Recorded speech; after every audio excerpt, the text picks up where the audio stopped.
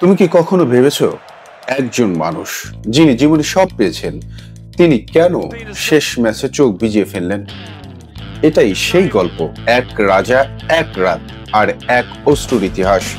FIFA বিশ্বকাপ 2022 ফাইনালের সেই রাত, আর্জেন্টিনার বনাম ফ্রান্স, পুরো বিশ্ব নিঃশ্বাস বন্ধ করে তাকিয়েছিল মাঠের দিকে।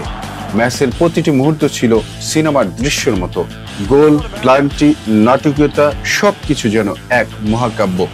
মেসি তার দলের জন্য লড়ছিলেন শেষ নিঃশ্বাস পর্যন্ত। প্রতিটি ছোঁয়া, প্রতিটি পাসে ছিল তার জীবনের গল্প।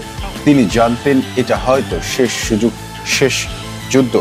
আর যখন ট্রফিটা উঁচিয়ে ধরলেন, তার চোখের জল অশ্রু নয়, জয় নয়, অনুভূতির অশ্রু। আর যখন ট্রফিটা উঁচিয়ে ধরলেন, তার চোখে ঝরল অশ্রু, জয় নয়, অনুভূতির অশ্রু।